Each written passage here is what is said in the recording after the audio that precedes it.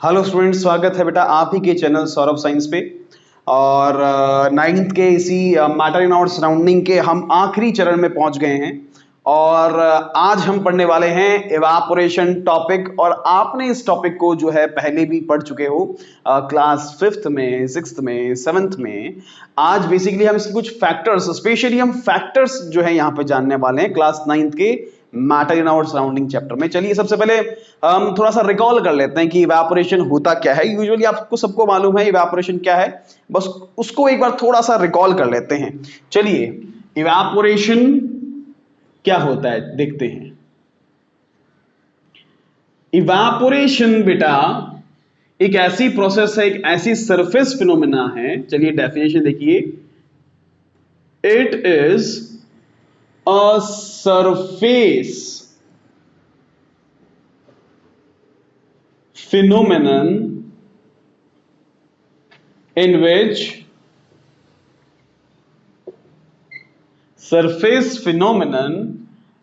which liquid is converted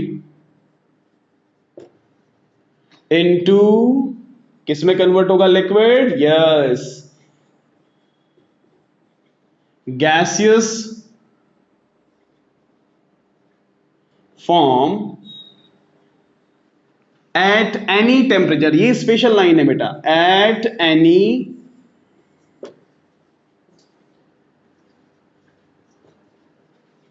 temperature below it's boiling point is known as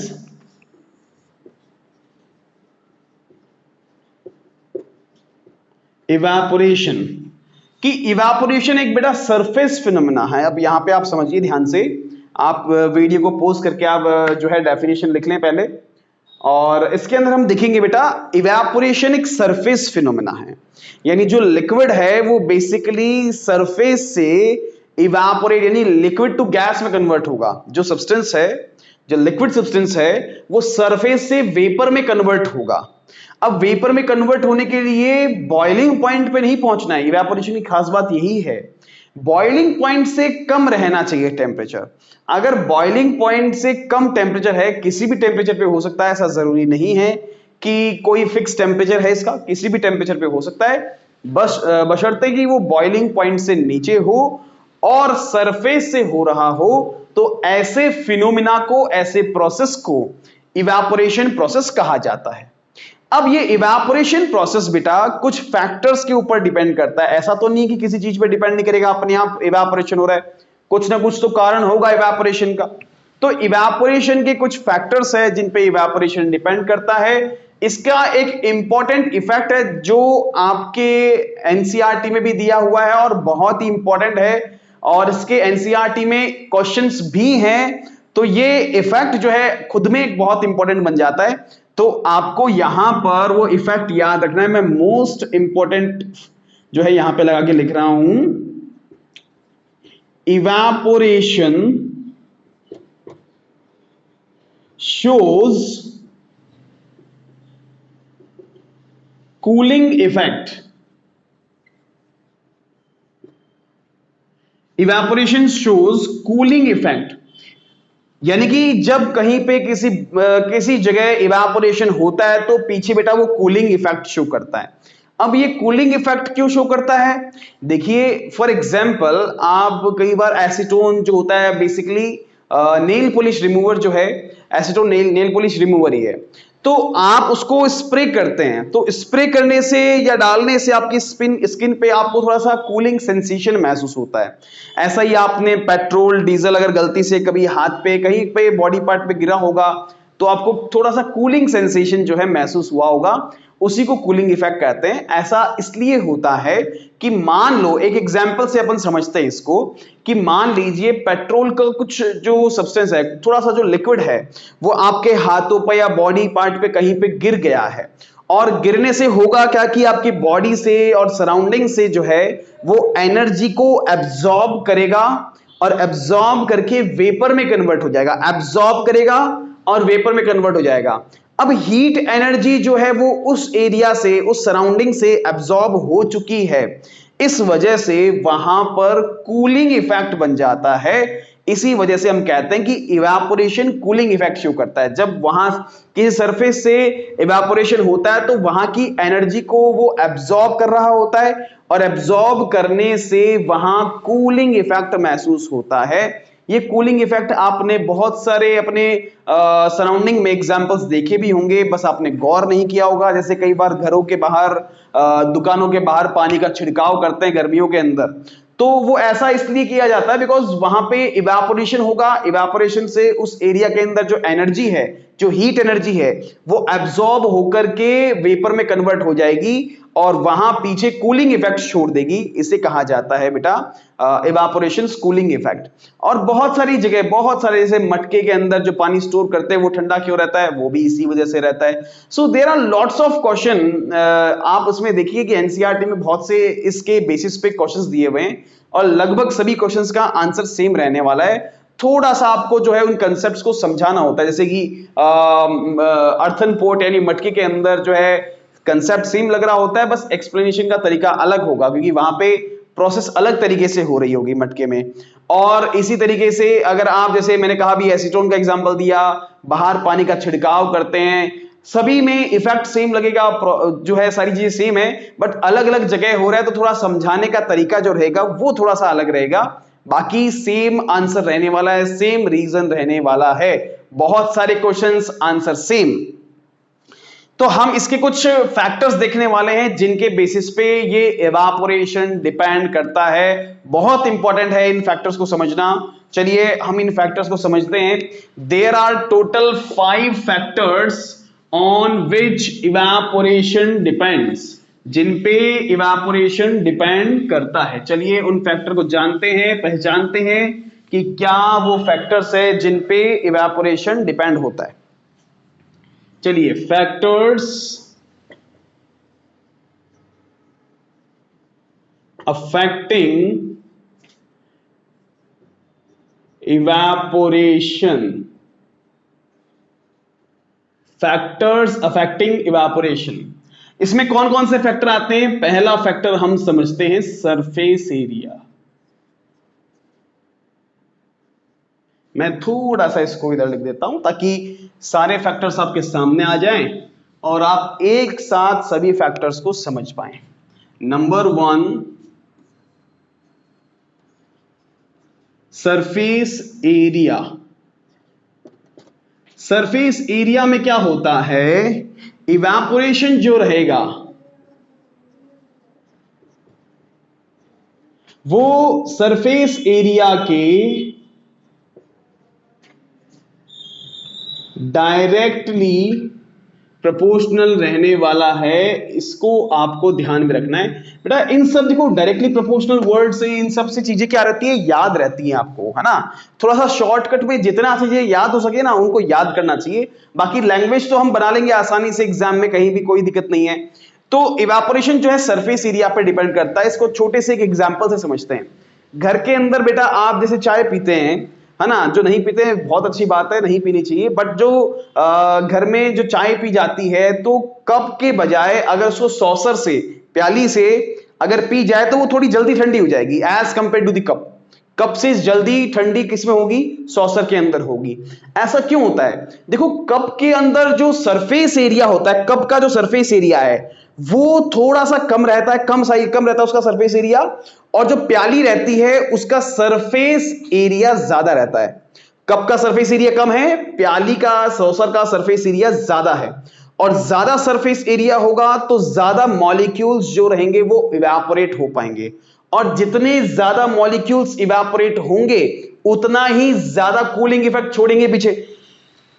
जितना ज्यादा जो है मॉलिक्यूल्स इवेपोरेट होंगे उतना ज्यादा ही जो है कूलिंग इफेक्ट छोड़ेंगे, और उसकी वजह से उतना ही जो है जल्दी वो जो आपकी चाय है वो ठंडी होगी। इस कारण से अब यहां पे भी कंसेप्ट क्या लगा, इवेपोरेशन का ही लगा। तो हम क्या ये कह सकते हैं क्या कि सर जितना सरफेस एरिया बढ़ाएंगे उतना इवेपोरेशन बढ़ेगा? बिल्कुल बढ़ेगा। अगर आप उस सॉसर की जगह, प्याली की जगह एक बड़ी सी थाली में डाल दो चाय को, तो वहां और जल्दी जो है वो ठंडी हो जाएगी, है ना। तो जितना सरफेस एरिया बढ़ेगा, रेट ऑफ इवेपोरेशन उतना इंक्रीज होगा, और जितना रेट ऑफ इवेपोरेशन बढ़ेगा उतना ही कूलिंग इफेक्ट पीछे रह जाएगा, जिसकी वजह से चीजें जल्दी जो है वहां पे आपको कूलिंग इफेक्ट देखने को मिलेगा। तो ये बेटा फर्स्ट आपका कंसेप्ट था, फर्स्ट फैक्टर था जिसपे इवेपोरेशन डिपेंड करता है। चलिए सेकंड फैक्टर के ऊपर अपन चलते हैं, and the second factor is temperature. Obviously बात है,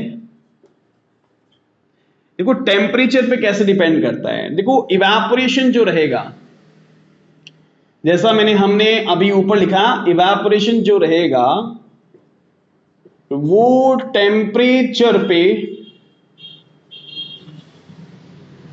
डायरेक्टली प्रोपोर्शनल होगा, सीधा डिपेंड करेगा, डायरेक्टली प्रोपोर्शनल। यानी जितना ज्यादा टेम्परेचर बढ़ाओगे उतना इवेपोरेशन। ऑब्वियसली बात है कि इवेपोरेशन कब होता है, जब हीट कहीं से मिलती है तभी तो इवेपोरेशन होता है। अब आप उसको टेम्परेचर बढ़ा के थोड़ा सा हीट दे रहे हो तो इवेपोरेशन बढ़ जाएगा। ये तो एक बहुत जनरल सी बात है, टेम्परेचर बढ़ेगा तो इवेपोरेशन भी बढ़ेगा। जैसे गर्मियों में ज्यादा इवेपोरेशन होता है, ठंड के समय में कम इवेपोरेशन होता है। पानी का इवेपोरेशन ठंड कम होता है, गर्मियों में इवेपोरेशन ज्यादा होता है। ठीक है, क्यों? क्योंकि वहां पे उस वक्त हीट जो होती है वो ज्यादा होती है, एक्चुअल में सराउंडिंग का टेम्परेचर जो होता है वो ज्यादा होता है, और ज्यादा टेम्परेचर होने की वजह से ऑब्वियस सी बात है ज्यादा जल्दी जो है इवेपोरेशन होगा, बहुत ज्यादा इवेपोरेशन होगा। तो यहां पर आप कह सकते हो कि जी टेम्परेचर जो है वो इवेपोरेशन जो टेम्परेचर पे डिपेंड करता है। जितना टेम्परेचर बढ़ेगा उतना इवेपोरेशन भी बढ़ेगा, डायरेक्टली प्रोपोर्शनल होती है ये दोनों फैक्टर्स। तीसरे फैक्टर के ऊपर अपन चलते हैं। तीसरा फैक्टर आता है बेटा ह्यूमिडिटी। ह्यूमिडिटी का मतलब हो गया उमस। अब देखो ह्यूमिडिटी पे इवेपोरेशन कैसे डिपेंड करता है। इवेपोरेशन जो है वो ह्यूमिडिटी पे इनवर्स रिलेशन शो करता है। ह्यूमिडिटी पे जो है वो इनवर्स रिलेशन शो करता है, यानी कि जितनी ह्यूमिडिटी बढ़ेगी उतना इवेपोरेशन कम होगा। ये इनवर्स रिलेशन है ना। ये चीज बढ़ेगी तो ये कम हो जाएगी। ह्यूमिडिटी का मतलब कि एनवायरनमेंट में कितने वाटर वेपर्स मौजूद है, पानी के मॉलिक्यूल्स, आपके एयर में कितने मॉलिक्यूल्स होते हैं, that is known as humidity. The amount of water vapours present in air, the amount of water vapours present in air is known as humidity. कि जितने वेपर्स प्रेजेंट होंगे एयर में humidity उतनी ही ज्यादा होगी। अब छोटा सा बेटा आप कंसेप्ट समझिए, मुझे आप बताइए कि अगर मैं पानी के मॉलिक्यूल्स या वाटर वेपर्स कह दूं वो एयर में ज्यादा होंगे तो क्या इवेपोरेशन बढ़ेगा? नहीं बढ़ेगा सर, क्योंकि पानी के वेपर्स ऑलरेडी एयर में हैं, तो उनको पहले वहां से हटना होगा तभी तो वो नए वेपर्स जो हैं वो आएंगे एयर के अंदर।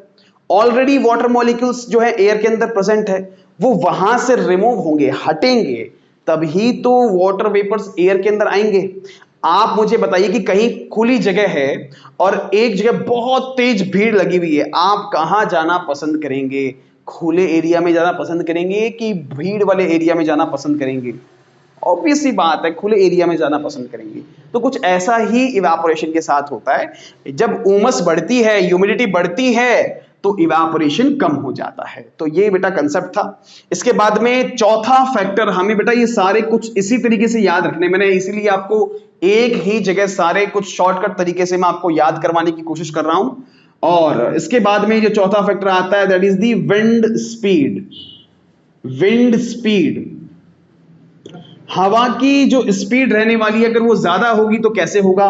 तो इवेपोरेशन जो है वो विंड स्पीड पे डायरेक्टली प्रोपोर्शनल होता है। बिल्कुल सही सोचा आपने, डायरेक्टली प्रोपोर्शनल होता है। जैसे फॉर एग्जांपल, इसको भी हम बिल्कुल सही बात है एग्जांपल से ही समझेंगे कि अगर आप नॉर्मल, मैं चाय का एग्जांपल ले लेता हूं। चाय बेटा पंखे के नीचे जल्दी ठंडी होती है, जब पंखे के नीचे नहीं बैठते हो तब जल्दी ठंडी होती है।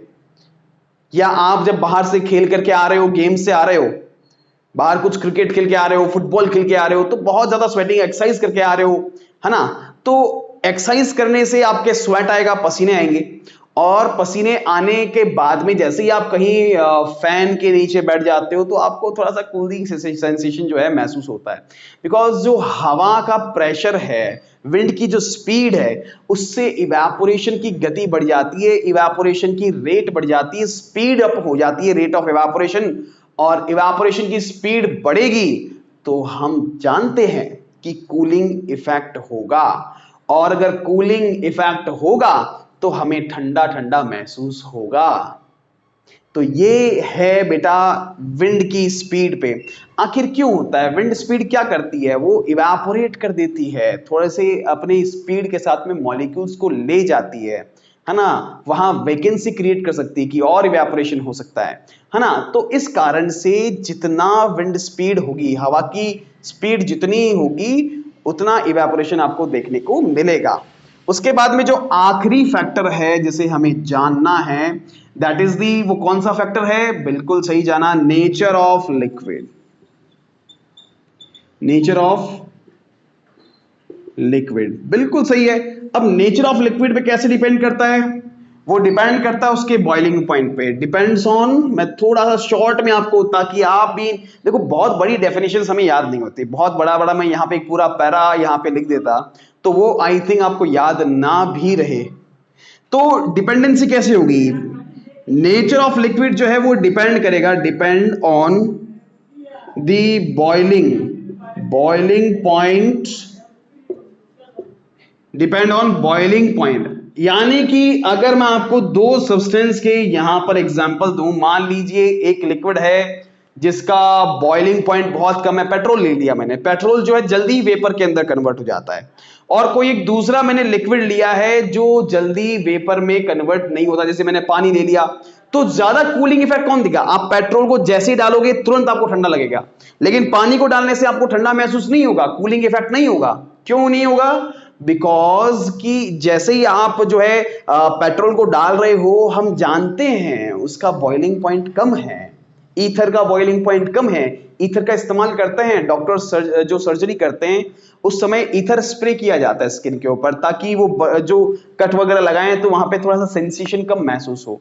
ईथर का बॉइलिंग पॉइंट कम होता है ना। बॉइलिंग पॉइंट का मतलब the point of temperature on which a liquid starts converting to the gas, तो वो जल्दी वेपर में कन्वर्ट हो जाएंगे, जिसका बॉइलिंग पॉइंट कम है, जैसे पानी का बॉइलिंग पॉइंट 100 डिग्री सेल्सियस है ना, और किसी और सब्सटेंस का मान लो कि 40 डिग्री सेल्सियस है, तो मतलब पानी थोड़ा लेट इवेपोरेट होगा, जिसका बॉइलिंग पॉइंट कम है, यानी 40 पे वो वेपर में कन्वर्ट हो जा रहा है, तो वो जल्दी वेपर में कन्वर्ट होगा। 40 डिग्री बीपीएस का बॉइलिंग पॉइंट है, तो वो जल्दी वेपर में कन्वर्ट होगा, और जितना जल्दी वेपर में कन्वर्ट होगा उसका इवेपोरेशन इफेक्ट उतना ही अच्छा रहेगा, वो ज्यादा इवेपोरेशन कर पाएगा, यानी ज्यादा कूलिंग इफेक्ट शो करेगा, ज्यादा इवेपोरेशन होगा। तो मतलब ये भी तो हो गया ना कि लिक्विड के नेचर पे डिपेंड कर रहा है कि किस तरह का हम लिक्विड ले रहे हैं, ज्यादा बॉइलिंग पॉइंट वाला ले रहे हैं, कम बॉइलिंग पॉइंट वाला ले रहे हैं, कैसा नेचर है भाई लिक्विड का, तो नेचर पे भी डिपेंड करता है। आप इसका स्क्रीनशॉट ले सकते हैं और इसको अपने नोट्स में ऐड कर सकते हैं, इस तरीके से आपको ये सारे फैक्टर्स याद भी रहेंगे, और ये सारे फैक्टर आई होप कि आपको समझ में आए होंगे। अगर किसी फैक्टर में थोड़ा सा आपको डाउट है, कोई साइंटिफिक एक्सप्लेनेशन की आपको जरूरत है, आपको जानना है, तो आप कमेंट बॉक्स में उस टॉपिक का नाम, जो भी आपका डाउट है आप उसको कमेंट बॉक्स में डाल दीजिए। मैं 100% आपके कमेंट बॉक्स को रीड करता हूं और उनके डाउट्स को मैं लेकर के जरूर आऊंगा। चलो एक बार छोटा सा रिकैप कर लेते हैं, क्या इवेपोरेशन होता है, क्या उसके फैक्टर्स हैं। इवेपोरेशन जो है एक सरफेस फिनोमेना है जिसमें लिक्विड जो है किसी भी टेम्परेचर पे वेपर में कन्वर्ट हो सकता है, यानी कि एक ऐसा फिनोमेना जिसमें जो लिक्विड है वो सरफेस से सीधा किस में कन्वर्ट हो रहा है, सरफेस एरिया से वेपर के अंदर कन्वर्ट हो रहा है, लिक्विड टू गैस कन्वर्ट हो रहा है, उसे कहा जाएगा इवेपोरेशन। इसके 5 फैक्टर्स होते हैं। पहला सरफेस एरिया इंक्रीज होगा तो इवेपोरेशन भी इंक्रीज होगा, और टेम्परेचर इंक्रीज होगा तो इवेपोरेशन भी इंक्रीज होगा, ह्यूमिडिटी बढ़ेगी तो इवेपोरेशन घटेगा, और विंड की स्पीड बढ़ेगी तो इवेपोरेशन बढ़ेगा, और बॉइलिंग पॉइंट अगर कम होगा तो इवेपोरेशन बढ़ेगा। तो ये मैंने थोड़ा सा रिकैप आपको करवा दिया है इवेपोरेशन के बेसिस पे। अब एक जो है छोटा सा क्वेश्चन बेसिकली आपसे कई बार एग्जामिनर पूछ सकता है, क्वेश्चन आ सकता है कि सर एक होता है इवापोरेशन, एक होता है बॉइलिंग, हमने पढ़ा, इन दोनों में क्या डिफरेंस है। चलिए हम उसको भी देख लेते हैं कि what is the difference between evaporation and boiling. और बेटा यहां पर आपका जो चैप्टर है वो कंप्लीट हो जाएगा इस टॉपिक के बाद से। और मैं चाहता हूं कि आप इस चैप्टर से ज्यादा क्वेश्चंस की प्रैक्टिस करें। आप सबसे पहले आपका काम है, आपका नियम है कि आप एनसीईआरटी लगाएं। देखो एक छोटी सी मैं चीज आपको समझाता हूं। आप पहले एनसीईआरटी लगाओ, आपने इस चैप्टर समझ लिया, अच्छे से कंसेप्चुअली समझ लिया, अब आपको प्रैक्टिस करनी है। तो सबसे पहला है कि आप एनसीईआरटी सॉल्व करो, नंबर 1। एनसीईआरटी मस्ट है बेटा, एनसीईआरटी सॉल्व करनी ही करनी चाहिए। दूसरा, एनसीईआरटी के अलावा आपको और भी क्वेश्चंस प्रैक्टिस करनी चाहिए। मैंने आपको लास्ट टाइम बताया था कि 60% हिस्सा आपके रिवीजन में मोर एंड मोर क्वेश्चन का है। कितने आप क्वेश्चन सॉल्व करते हो वो डिपेंड करता है, उतना ही रिवीजन बेटर होगा। तो एक एनसीईआरटी सॉल्व कर लो। नंबर 2, कोई रेफरेंस बुक्स मैं आपको बता दूंगा, आप एमटीजी पब्लिकेशन की यूज कर सकते हो, प्रदीप यूज कर सकते हो, और भी बहुत से राइटर्स हैं जिनकी आप जो है बुक इस्तेमाल कर सकते हो मोर क्वेश्चंस लगाने के लिए। मोर अप्रोप्रिएट ये 2 बुक्स मेरे को ठीक लगती है, आप चाहो तो कोई और किताब का इस्तेमाल कर सकते हो रिवीजन के लिए। बट हमें अब समझने के बाद इस चैप्टर को और प्रैक्टिस इसकी करनी चाहिए। ज्यादा प्रैक्टिस करोगे ज्यादा अच्छे से समझ में आएगा, मोर कंसेप्ट्स आपको याद होंगे, लंबे समय तक आपको याद रहेंगे। ठीक है, चलिए हम चलते हैं इवेपोरेशन और बॉइलिंग के बीच में डिफरेंस क्या होता है, और इसको आप अपने नोट्स में भी ऐड कर लें। Difference between the evaporation, difference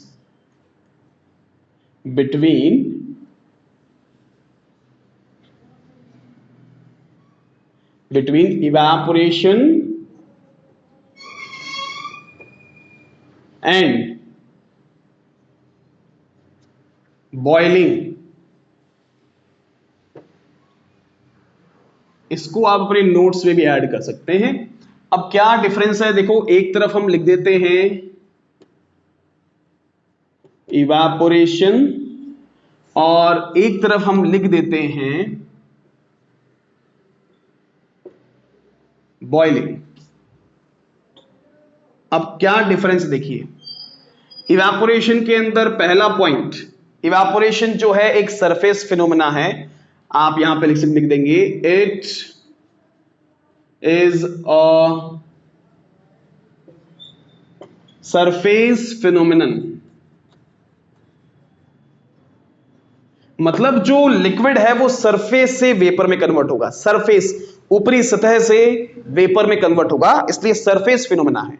boiling अगर उसी हिसाब से बात की जाए तो बॉइलिंग जो है एक तरीके का bulk phenomena. Boiling is a bulk phenomenon.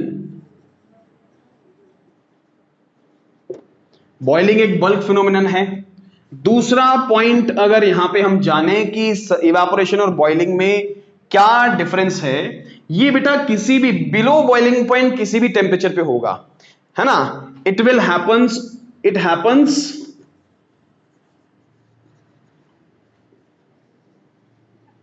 Below boiling point,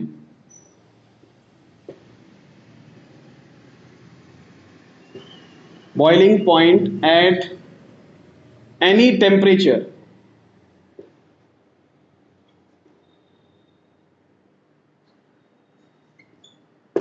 at any temperature। और यहां पे आप क्या डालेंगे,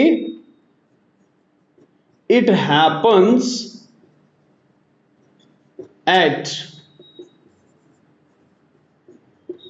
boiling point। ये दूसरा डिफरेंस आ गया इवेपोरेशन और बॉइलिंग के बीच में। ठीक है, कि ये डिपेंड करता है किस पे, कि कौन सा कितना टेम्परेचर आप ले रहे हो, बॉइलिंग पॉइंट कितना ले रहे हो, और ये बॉइलिंग पॉइंट कितना है, और ये डिपेंड करता है बेटा किस पे, किसी भी टेम्परेचर पे जो है यहां पर आपका कन्वर्जन हो जाएगा। और इसके अलावा आप इसके अंदर और क्या डिफरेंस ऐड कर सकते हैं, इट शोज